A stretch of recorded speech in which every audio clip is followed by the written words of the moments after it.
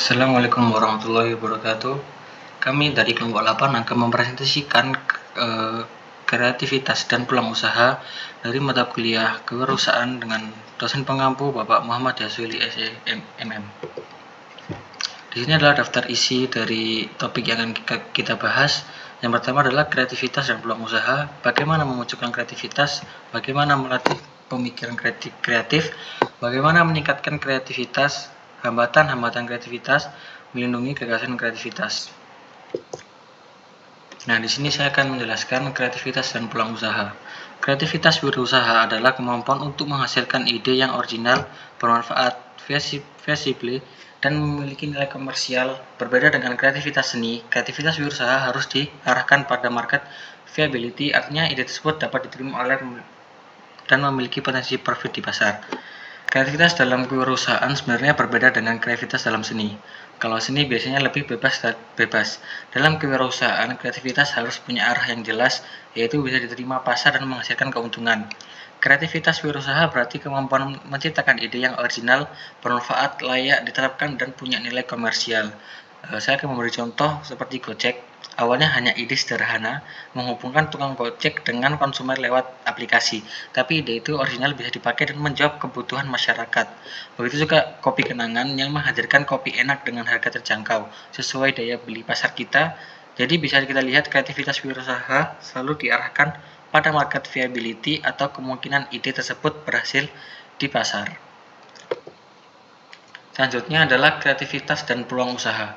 Peluang usaha adalah situasi yang memungkinkan entrepreneur menciptakan nilai baru dengan memanfaatkan sumber daya yang ada secara inovatif. Hubungan antara kreativitas dan peluang sangat erat. Kreativitas menjadi pemicu munculnya ide, dan ide yang tepat akan membentuk peluang bisnis yang nyata. Misalnya seorang entrepreneur yang mampu mengenali pola kebutuhan konsumen yang belum terpenuhi bisa menciptakan produk atau layanan yang inovatif dan memiliki nilai pasar. Peluang usaha bisa kita artikan sebagai situasi yang memungkinkan entrepreneur menciptakan nilai baru dan memanfaatkan sumber daya yang ada secara kreatif dan inovatif. Kreatif di sini adalah pemicu munculnya ide, sedangkan peluang usaha adalah ketika ide tersebut sesuai dengan kebutuhan pasar dan bisa dieksekusi. Misalnya yang sedang marak akhir-akhir 2 tahun yang lalu dan 3 tahun yang lalu, seperti tren minuman boba. Banyak anak muda suka minuman kekinian, lalu entrepreneur kreatif membuat varian rasa yang unik. Nah, dari situ lahirlah peluang bisnis nyata. Contoh lain adalah Shopee. Mereka melihat peluang e-commerce yang sedang berkembang di Asia Tenggara, lalu masuk dengan inovasi gratis ongkir dan flash sale. Ada juga bisnis ramah lingkungan seperti sedotan bambu atau tas daur ulang. Itu kreatif sekaligus menjawab tren kesadaran lingkungan yang makin tinggi. Jadi bisa kita simpulkan kreativitas memicu ide, tapi hanya ide yang tepat dan sesuai kebutuhan pasar yang bisa menjadi peluang usaha.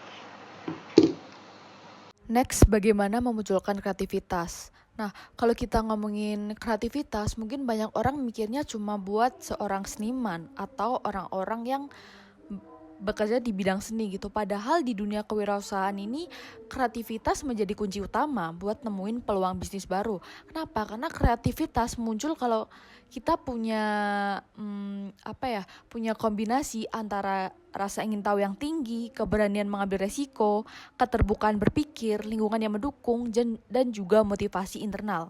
Kreativitas itu muncul dari rasa kita yang penasaran gitu. Biasanya orang-orang yang kreatif itu suka banget nanya hal-hal sepele yang orang lain nganggap suatu hal sepele itu nggak penting. Justru dari pertanyaan-pertanyaan itu nantinya akan menjadi peluang bisnis yang baru gitu. Contohnya, kenapa sih orang lebih suka membeli kopi di kafe daripada bikin sendiri? Padahal kopi di kafe kan lebih mahal gitu. Nah, dari pertanyaan-pertanyaan ini tuh lahirlah bisnis kopi literan yang praktis. Selain itu, kreativitas tuh juga butuh keberanian dalam mengambil resiko gitu.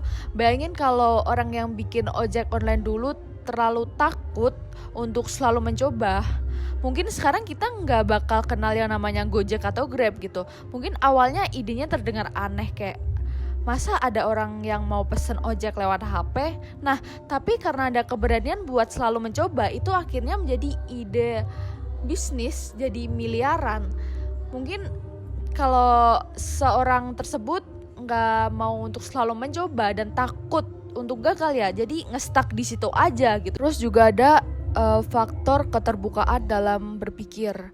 Nah, kreativitas tuh susah muncul kalau kita selalu mikir dengan cara-cara lama gitu. Contoh realnya kita masih membahas dengan masalah Gojek atau Grab. Nah, dulu mereka cuma fokus di transportasi, tapi karena terbuka sama masukan-masukan seseorang, mereka mulai mikir, ternyata orang tuh butuh pesan makanan ya, butuh kirim barang ya, butuh bayar lewat digital ya gitu. Nah, dari keterbukaan itu mungkin mereka mempunyai ide-ide baru gitu. Pada akhirnya seperti sekarang Gojek atau Grab punya banyak fitur yang lebih canggih.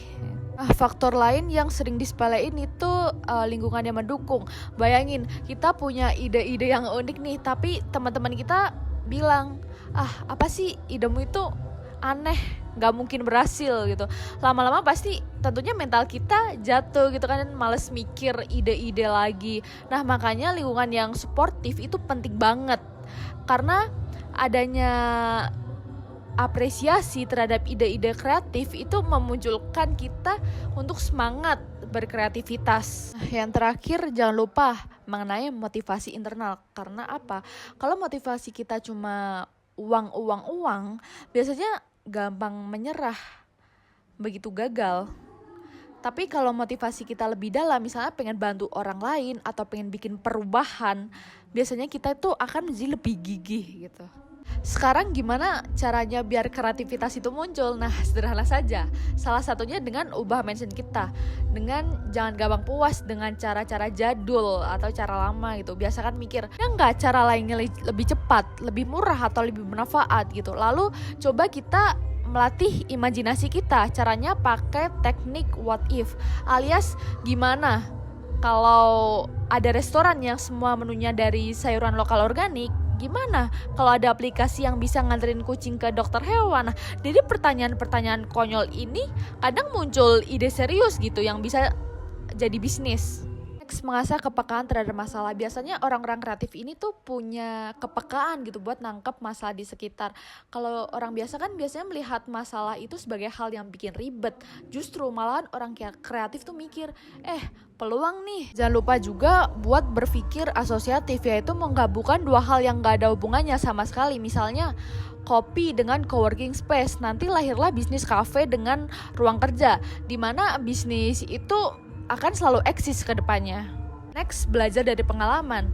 Kegagalan tuh jangan dianggap sebagai akhir, tapi semangat buat kita bikin ide-ide baru gitu. Sama juga dengan keberhasilan, harus dievaluasi biar bisa ditingkatkan. Jadi setiap jatuh itu bukan buat berhenti, tapi buat mikir, besok aku bisa lebih baik di bagian mananya. Oke, next, kolaborasi. Kreativitas tuh gak selalu lahir dari mikir sendirian. Kadang ide terbaik tuh justru muncul waktu kita ngobrol bareng orang-orang lain, apalagi yang mempunyai latar belakang yang berbeda. Poin yang paling penting itu membiasakan diri mencatat ide, karena ide itu semacam ibarat petir, cepet banget hilangnya. Kalau nggak dicatat ya lewat gitu aja. Mungkin banyak wirausahaan sukses tuh selalu bawa catatan kecil atau minimal mereka bikin notes di HP tiap ada ide-ide muncul yang baru. Nah, setelah tahu cara memunculkan ide, langkah berikutnya adalah latihan biar otak kita makin kreatif. Nah, ada 4 prinsip penting dalam berpikir kreatif. Yang pertama adalah fluensi atau kelancaran bikin ide. Dengan cara kita coba tantang diri kita sendiri untuk bikin sebanyak mungkin ide dalam waktu singkat. Misalnya, tulis 10 ide bisnis dalam 5 menit. Awalnya mungkin kita merasa susah ya, tapi lama-lama nanti otak kita tuh jadi terbiasa mikir cepat gitu. Yang kedua, ada originality atau keberanian beda.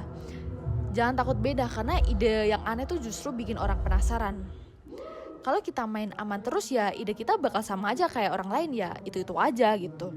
Next, ada flexibility. Orang kreatif tuh nggak gampang kejebak satu cara. Misalnya, kan banyak ya kadang jualan kopi tuh sepi di kafe. Nah, mereka tuh kadang berpikir membuat konsep baru. Seperti contohnya di jalanan veteran tuh banyak ya yang jualan kopi gerobakan gitu. Mungkin fleksibilitas ini tuh bikin ide kita lebih adaptif. Nah, yang keempat ada elaboration. Nah, ide mentah itu belum tentu bisa jalan. Harus dikembangkan, ditambahin detailnya, diperbaiki sampai benar-benar ide itu siap dipakai. Next, bagaimana melatih pemikiran kreatif? Nah, cara melatih pemikiran kreatif itu ada beberapa trik. Yang pertama adalah brainstorming. Kita tuh harus kumpulin semua ide dulu tanpa takut salah. Nanti kalau sudah banyak, baru pilih ide yang paling oke. Yang kedua ada juga observasi lingkungan. Dengan cara kita tuh harus sering-sering lihat di sekitar kita gitu. Kadang ide muncul dari hal-hal di depan mata kita yang tanpa kita sadari gitu. Terus ada latihan berpikir asosiatif. Mungkin itu salah satu cara paling seru buat ngelatih otak kita makin kreatif. Yang keempat, evaluasi pengalaman dengan mengambil pelajaran dari keberhasilan maupun kegagalan. Nah, dari gagal kita belajar apa sih? Dari sukses bisa ditingkatin apanya? Jangan biarin pengalaman lewat tanpa dipetik pelajarannya. Yang kelima, tentang latihan imajinasi. Kita tuh harus main-main sama pikiran kita. Seperti seandainya listrik padam seminggu, usaha apa yang nantinya akan tetap jalan gitu. Terus yang keenam, tentang rutinitas kreatif. Kita tuh harus sisihin waktu tiap hari buat nulis ide atau bikin sketsa atau sekedar curhat ide di catatan HP. Dan yang terakhir, tentang kolaborasi kreatif dengan bekerja sama orang dari berbagai bidang untuk memperluas perspektif. Jadi intinya melatih pemikiran kreatif tuh bukan soal nunggu inspirasi jatuh dari langit, tapi soal membiasakan diri kita untuk memikirkan banyak ide, berani beda, fleksibel, dan rajin ngembangin ide sampai benar-benar matang. Kalau kita udah rutin latihan, lama-lama otak kita bakal terbiasa mikir kreatif gitu. Jadi selanjutnya ada bagaimana meningkatkan kreativitas. Jadi gimana caranya itu kurang lebih ada 4. Yang pertama itu ada brainstorming. Jadi kita tuh berinteraksi dengan beberapa orang, yaitu sekelompok kecil dengan struktur yang sangat sedikit dan dengan tujuan untuk menghasilkan ide-ide baru dan imajinatif sebanyak mungkin. Jadi maksudnya tuh kayak kita tuh ngobrol ide apa yang bakal kita gunakan, dengan cara apa, dan menggunakan pendapat-pendapat dari orang-orang yang ada di sekelompok kecil orang tersebut. Terus yang kedua ada TRIS atau Theory of Inventive Problem Solving. TRIS itu adalah pendekatan sistematis yang didesain untuk membantu masalah teknis apa saja dari manapun sumbernya. Terus yang ketiga ada mind mapping. Mind mapping itu kayak kita tuh memetakan ide-ide yang ada.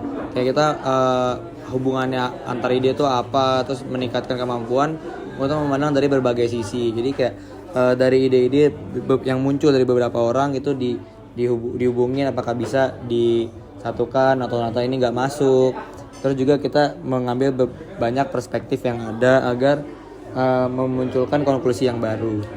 Terus yang keempat ada rapid prototyping, yaitu merubah ide menjadi model nyata yang akan memperlihatkan kekurangan, kelemahan ide aslinya dan akan mengarahkan kepada perbaikan desainnya. Jadi kayak setelah kita menemukan ide nih, terus kita nyari tahu kira-kira kekurangannya dan kelemahan dari ide tersebut tuh apa ya. Jadi kita tuh bisa memperbaiki hal tersebut.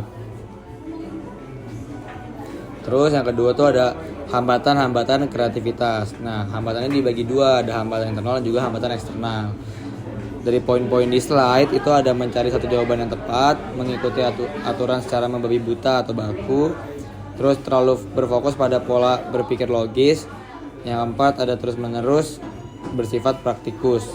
Nah, biasanya hambatan ini kayak mencari satu jawaban yang tepat tuh emang agak susah, karena biasanya dari brainstorming saja tuh udah mempunyai banyak ide. Jadi bakal ada banyak perspektif dan pendapat-pendapat yang mengarah ke nggak cuma satu jawaban. Terus kayak kita tuh terlalu mengikuti aturan, diikuti banget gitu lah, kayak jadi kaku. Terus juga kayak berpikir logis tuh kayak kita tuh sebenarnya bagus berpikir logis, tapi ada kalanya kita harus berpikir rasional, berpikir imajinatif juga. Terus di bagian eksternal itu ada tekanan waktu. Jadi kayak kita harus cepet-cepet nih untuk nyari ide buat ini buat itu, jadi akhirnya terhambat. Terus juga ada manajemen yang tidak mendukung, entah dari orangnya atau sistemnya. Terus juga rekan kerja yang pesimis, kayak dia tuh nggak pede dengan ide-ide yang sudah dibuat dan lain-lain. Terus juga ada kebijakan dari misal dari pemerintah atau dari suatu instansi yang akhirnya ide tersebut atau peluang kreativitas ini tuh akhirnya tidak dapat dilaksanakan. Baik, di sini saya akan menjelaskan mengapa gagasan dan kreativitas dalam kewirausahaan itu perlu dilindungi. Yang pertama itu untuk menjaga hak ekonomi agar keuntungan jatuh ke pencipta bukan ke peniru. Jadi perlindungan ini tuh biar keuntungannya itu jatuh lebih cepat tuh ke pencipta bukan ke peniru atau yang plagiat tersebut. Karena kalau nggak ada perlindungan, orang yang hanya memplagiat karya pencipta tersebut malah bisa saja lebih untung daripada pencipta karya tersebut. Lalu selanjutnya ada gagasan dan kreativitas adalah daya saing utama dalam bisnis. Di dunia bisnis ini yang sekarang kompetitif, modal utama untuk bangun bisnis itu bukan cuma uang aja, bisa juga dari inovasi atau kreativitas itu sendiri. Nah, kalau inovasi tersebut nggak dilindungi, bisa aja orang yang ingin meniru tanpa izin dapat lebih mudah untuk meniru, karena padahal inovasi tersebut yang membuat bisnis itu dapat bersaing dengan kompetitor. Lalu yang selanjutnya ada memberikan kepastian hukum bagi usaha yang dijalankan. Jadi dengan adanya hukum ini, kalau suatu saat ada yang nyuri karya dari pelaku usaha tanpa izin, pelaku usaha tersebut dapat menuntut agar bisnis tersebut dapat lebih aman. Lalu selanjutnya untuk perlindungan mencegah pencurian ide atau penggunaan tanpa izin. Ini tuh perlindungan ini berguna agar orang-orang itu nggak seenaknya ngambil ide atau gagasan itu tanpa izin gitu. Lalu selanjutnya ada bentuk perlindungan hukum, yaitu hak kekayaan intelektual atau yang disingkat menjadi HKI. Yang pertama itu ada hak cipta. Hak cipta itu untuk melindungi karya seni, tulisan, desain grafis, musik, dan lain-lain. Ini tuh sebagai kunci agar karya seni atau tulisan itu nggak plagiat, kayak misalnya kayak orang yang bikin lagu, karya tulis kayak buku, novel gitu-gitu, nggak ada orang yang ngeklaim seenaknya gitu, sembarangan tanpa izin. Lalu selanjutnya itu ada paten. Ini untuk melindungi penemuan atau inovasi baru yang memiliki nilai teknis. Ini kayak seperti inovasi teknologi atau alat canggih yang baru, ini bisa dihak patenkan agar inovator tersebut memiliki hak eksklusif agar penemuannya tidak dipakai orang lain tanpa izin. Lalu selanjutnya ada merek dagang. Kalau merek dagang ini seperti nama, logo, atau simbol usaha agar tidak ditiru. Itu contohnya kayak misalkan McDonald's, Richeese, Indomie, atau seperti minuman Fore gitu-gitu. Kalau nggak dilindungi, bisa aja orang lain bikin produk dengan nama yang sama atau bahkan logo yang sama, seperti itu. Lalu selanjutnya ada desain industri. Desain industri ini untuk melindungi tampilan visual produk seperti kemasan unik. Contohnya itu kayak desain packaging makanan atau minuman atau bahkan desain HP. Jadi kayak walaupun fungsi dari barang tersebut sama, tapi tampilannya itu bisa berbeda-beda, jadi tidak akan ditiru gitu. Lalu jadi melindungi gagasan dan kreativitas merupakan bagian penting dalam menjalankan kewirausahaan. Dengan perlindungan baik dari hukum maupun strategi bisnis, ide kreatif tidak hanya aman tetapi juga dapat diubah menjadi peluang usaha yang berkelanjutan dan dapat menguntungkan bisnis tersebut.